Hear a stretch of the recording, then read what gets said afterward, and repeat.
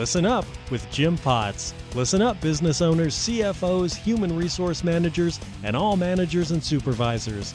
Jim Potts is answering and addressing your questions and concerns, helping you stay out of court. Furthermore, please be advised that Jim's answers are not legal advice and are only intended as a guide based on his years of experience. The phone lines are open, 1-855-4-J-POTS. That's 1-855-457-6887. You can also email us at listenup@jameswilliampottsllc.com. Ready to listen up? Here is Jim Potts. Jim Potts back on the air. Hey, I want to start off by, we got some emails, some inquiries with that last segment where people have asked us about the people leaving work early, because I was talking about the FMLA and a person job hunting. And a question that came in was that, what about employees who are leaving work to go out on job appointments or job interviews, or they're leaving for work because they've got like a doctor's appointment, or they were on workers' comp, and while they're on workers' comp, they have to go and get therapy, so they want to leave like at 10 o'clock or 11 o'clock in the morning, and of course then they don't want to come back the rest of the day. Well, I don't want to call that a scam, but come on, employees do what they do. Those appointments for therapy can be set, early in the morning. There's nothing wrong with you calling the place where the person is going for the therapy. Find out what their hours are. I guarantee you, those places, they're cranking out bodies through there left and right. They probably start at 7 o'clock in the morning, and they probably do as late as 6 or 7 o'clock at night because they know people work. Find out the clinic schedule, the place where they're going to get the therapy. And in fact, tell the employee, you know what? You can schedule that appointment, at 7 o'clock in the morning or 8 o'clock in the morning, or, at the end of the day. Now, if they want to argue and say, well, you know what? Because of the fact that it's work-related, I should be able to go on company time, then that's fine. If they pick up on that as an issue, it's very simple. Then tell them fine. Then rather than schedule in the morning and leaving and not coming back the rest of the day, fine. If their work time, let's just arguably say it's from 9 until 5, tell them no problem. Schedule the appointment for 4 o'clock, and they get to leave at 3:30. So now you've cut down the amount of hours that they're going to be away from work. Now, can you ban employees for leaving? Well, look, here's the deal. You can. You can tell them that employees have to work their scheduled hours, and tell them to avoid making the plans to do other things during their scheduled work time. Medical appointments, the only thing I want you to be careful of is anything that could be a serious medical condition that may be protected by the ADA or the FMLA. So that's the only thing. So each one of these situations has to be taken into consideration on with each specific person's situation. All right. So I'm not giving you a blanket, response on that. But if it's a serious medical condition and they qualify under ADA or FMLA, I think that's going to be a little bit different. All right. So talk to whoever it is that advises you on things like that to make sure that that particular circumstance with that particular employee is going to fit within the parameters that I just gave you. All right, let's turn our attention now to the main topic, which is job references and, a common sense approach. Look, it's a question that we receive, is that whether or not the employer should give out any information when they receive a call from a company looking for information on a former employee. Now, here's what it is. If the former employee was a good employee, well, like I know, there's no big deal about giving the information out. You don't have to worry about being sued. When it was a bad employee that was there, then the employer is always going to be hesitant in giving out any information because that's the type of person that might come back and sue. Now, let's just clarify, and I remember I spoke about this about a year or so ago, that this whole issue had to do with defamation. Somebody giving out information on somebody that was incorrect, and that person came back and sued the employer because of the fact that the information was incorrect. So that's what you want to be careful of. Now, when the former employee was less than stellar, there's going to be some hesitancy, but you're still going to have some options. You can ignore the job reference. There is no legal requirement for you to respond to a job reference, none. Now, I would give you a little caveat on that it has to do with a state or federal agency that's seeking the information. You need to cooperate with them. All right? Your other option is to confirm only the fact of prior employment and dates. And the other thing is always get their request in writing. Never ever do this over the phone, which has been an issue for people. You got to understand something. Employees, when they leave, some of them are slick. They're going to want to come back and find out, what is my employer saying about me? So they may have a family member or a friend call in. Don't be giving out any information over the phone to somebody that's just calling in. Tell them, fax it to me on your letterhead, and tell me what your what your requirements are. All right, you need to see it in writing on their letterhead, not a plain sheet of paper.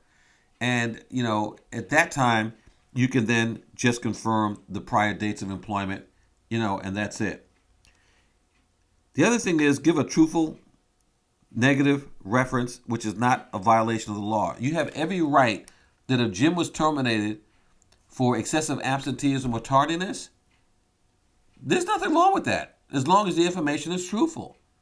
Now look, if you're a client of mine, I'll be honest, if you're a client of mine, you say, well, Jim, we're getting these, what should we do? You know what I'm going to do. I'm going to turn around and tell you don't do anything. I don't want you to get in trouble, is the bottom line. But now is what you can do. There's forms that are available the employee has to sign by their prospective employer, where they can turn around, sign on there that it's okay to release the information. And now you have that in writing with their signature on it. You can then give them any information because that person has authorized you to release the information. All right? So keep that in mind. Now, you may look at this and say you can do either A, B, or C. I mean, it's entirely up to you. I would say, once again, you need to talk to whoever advises you about these things and see what their slant is. Now, I got to tell you, my hat goes out to the state of Ohio.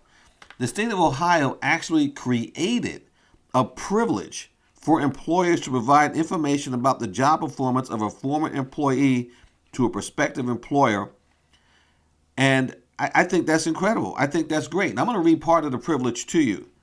An employer who is requested by an employee or a prospective employer of an employee to disclose to a prospective employer of that employee information pertaining to the job performance of that employee for the employer, and who discloses the requested information to the prospective employer, is not liable in damages in a civil action to that employee, the prospective employer, or any other person for any harm sustained as a proximate result of making the disclosure or any information disclosed, unless the plaintiff establishes that 1, the employer disclosed the particular information with the knowledge it was false, with deliberate intent to mislead the prospective employer or another person in bad faith or with malicious purpose. Number 2, that the disclosure of particular information by the employer constitutes an unlawful discriminatory practice. Now look, I think this is incredible. My hat goes out. I've got clients in Ohio. So I'm very glad to see that there's a privilege out there that protects the employer. I wish we could get that in California, but California is, let's see, how do I put this politely, not trying to get too political, liberal. But at any rate, they're very liberal in California. The California legislators, they probably are not going to permit something like this, but who knows? Employers should be able to give out truthful information on a former employee. And again, I'll stress the truthfulness. Now, that's why is what you need to do is to monitor who it is that's giving the information out. Have a meeting with your supervisors and your managers and make sure that they understand that if, in fact, somebody calls on a reference from a former employee, that needs to be directed to whoever the stated person is. Now, that takes out the emotion from a supervisor who didn't like the person. There's some issue with the person. The person quit, got terminated on the way out the door during the exit interview, may have burned that manager. We want to take that out of the manager or supervisor's hands and put it into the neutral office of an HR person or whoever the designated person is for such things within the company. So let's take a second to go through that. If you, as an employer, want to be able to give out job verifications, by the way, and these are not references, and I want to clarify that. Don't call them references. These are job verifications, all right? 1, put one person in charge of the process. One person has the responsibility. If that person is not in the office that week, they're out on vacation, then it needs to wait until that person gets back. Number 2, never give out any information I've already mentioned to you over the phone, so I'm giving these to you a slight little recap here. Always have them give the request in writing, as I mentioned earlier as well. And 4, have them send you a signature from the former employee. So those are the recaps that if you're going to do this, those are the 4 things you follow. I'll give them to you one more time. Put one person in charge of the process. Never give out any information over the phone. Always have them give the request for information in writing. And then have them, number 4, have them send you a signature from the former employee granting permission to release the information. If you do not have that form, all right, they're easy enough to find. There's so much that's on the internet these days. You shouldn't really have a problem following that. So that's a process you need to follow. All right? Okay. With that last comment, it's time to close out this segment. Let me remind you, you can hear us or see us, hear us on Facebook at Listen Up and subscribe to us on iTunes. Just search for Listen Up with Jim Potts. And as a reminder, we can take calls every third Friday. We can be reached at 855-4J-POTS or 855-457-6887. Or you can email us at listenup@jameswilliampottsllc.com. And if you notice a little laughter there towards the end, it's because my producer actually set up a little green frog right above the camera.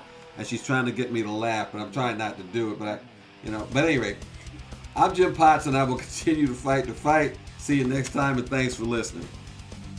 Thank you for being a part of Listen Up with Jim Potts. We take your calls every third Friday at 10 a.m. Pacific Standard Time for your questions and concerns. Call us at 1-855-4J-POTS. That's 1-855-4J-POTS. Again, that's every third Friday at 10 a.m. Pacific Standard Time at 1-855-4J-POTS. Like us on Facebook, subscribe to us on iTunes, and link up with us on LinkedIn. You can also email us at listenup@jameswilliampottsllc.com. Until next time, make it a great week.